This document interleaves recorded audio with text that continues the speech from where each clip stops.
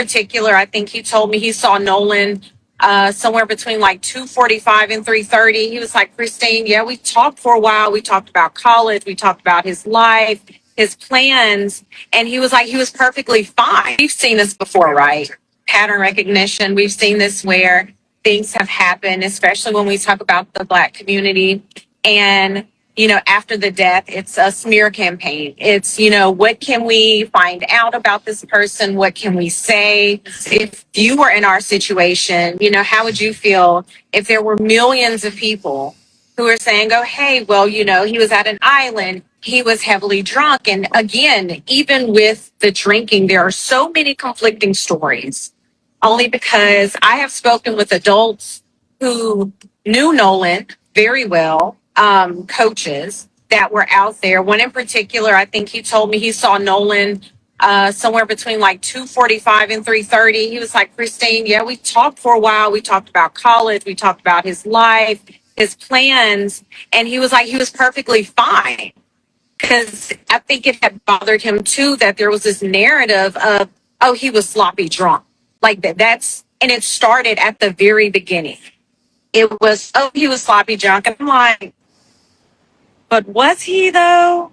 Or is this a narrative that you guys want to use to kind of have us just accept that it was a drowning? I talked to Nolan, and Nolan was drinking. Everybody was drinking, most of everybody. And I mean, Nolan seemed completely fine every time I talked to him. We had just regular conversations. Nolan Wells was heavily drinking that night. Yeah, I heard he was drinking. Isn't that crazy? Yeah, I heard he was drinking. Yes, baby, we all know he was drinking. If you actually look at like half of the photos from that day, he was holding a High Noon or some other type of seltzer in almost every other photo. We already knew he was drinking. Why are you now talking about it? What is the benefit of being, oh, he was heavily drinking that day? The better question is, who is providing alcohol to people who are 18, 19, maybe 20 years old? And from there, what role does that play in his murder? The question is, what happened to him and why did he not make it home when everybody else did? Not was he drinking or not. Who cares? A, we already knew that. And B, what's that got to do with anything? Y'all will not distract us from the truth and the reality of the moment. The question is, what happened to him? Not why did it happen? Not, well, what negative light could he have possibly been painted into to justify the harm that befell him? Shut up, girl. What happened to that baby? Why did that happen to that baby? Why is that the news y'all trying to push and not the things we heard on the audio? Not the fact that his mother is suing everybody and their mama trying to get as much paperwork as she can, as much documentation as she can to figure out what the heck happened to her baby. That's what we should be talking about, not he was heavily drinking. Oh, local teenager heavily drinks on boat and more news at 8. Shut up. Don't PM. Why do they keep saying Nolan Wells was drinking heavily? Like, have y'all not met no high school people in the last 30 years or something like that? I went to a white high school, so I feel like I can speak on it. As soon as I hit 9th grade at that white high school, then people was bringing liquor bottles to school. And if we're being real, we talking about 18-year-olds going to a party on an island. I've been to so many house parties, not even on an island. Everybody was belligerent. So you're telling me that y'all is making it a point to say, oh, but he was heavily drinking on an island with a whole bunch of other 18-year-olds, like they ain't doing the same thing? Okay. Oh my God. CETO Assistance, Vicky speaking. How can I help you? Hey, we're at the west tip of Horn, and our bilge pump stopped working. We're sinking. Can y'all please come? We have a membership. All right, of course. How far is the water coming up, sir? To connect you. Okay.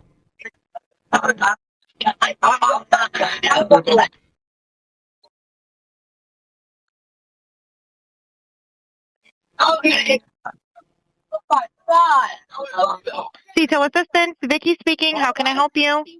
Hey, we're at the west tip of Horn, and our bilge pump stopped working. We're sinking. Can y'all please come? We have a membership. All right, of course. How far is the water coming up, sir? We do. You're going to have a fee for service come up under Jerry. Okay. It sounds like a bunch of kids on board on Horn Island. He's letting me know that his father's a member, but he can't give me any information. And he's saying the boat is sinking, and he's on Horn Island. it's just unfortunate. He's just a kid. There's a lot going on. So he said there's about a lot of people on board. He says he thinks about 7. I'm guessing they're all under 18. And I'm not trying to be rude. He wants you guys to go out there and unpump the boat and then tow it in. Do you know what kind of boat it is? He said a Triton 24-footer, but that's all he can give me. Okay. All right. Yeah, I just actually got off the phone with his grandpa, who I'm guessing is the owner of the boat. And he said that Jerry. Yeah, he said, okay. I just hung up with him. He said that they don't need any help right now, but if something changes, he'll call me back. So I'm guessing that they may have figured it out, because that's what he said. So they're in a panic and their boat won't crank. Yeah, they're in a panic. Nobody here is over the age of 21. Sir, that was not the question.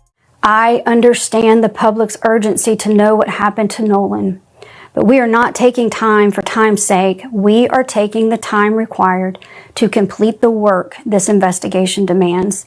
Since Nolan was reported missing, local, state, and federal law enforcement agencies have worked around the clock investigating what happened to him. Every piece of evidence must be examined. Every credible lead must be followed to its conclusion.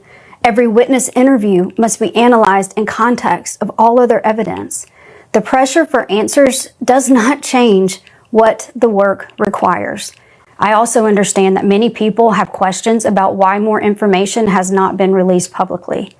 In Mississippi, the rules of professional conduct restrict the information a prosecutor can release during an investigation. Our restraint in communicating facts and evidence is not an effort to keep the truth from the public. It is an effort to protect the integrity of this investigation and the grand jury proceeding. As your district attorney, I have an ethical obligation to avoid public statements that could influence witnesses, prejudice a proceeding, or compromise the fairness of the legal process. My obligation extends to and requires me to use reasonable care to ensure investigating agencies avoid making those statements and releasing information as well. These rules exist to protect the search for the truth, not to prevent it. When the public asks, what about this, or have they looked at that, or did they think about this? The answer is yes. Those are the same questions investigators ask. The difference is that we can't publicly discuss the evidence, the interviews, or what those efforts have uncovered while the investigation is underway.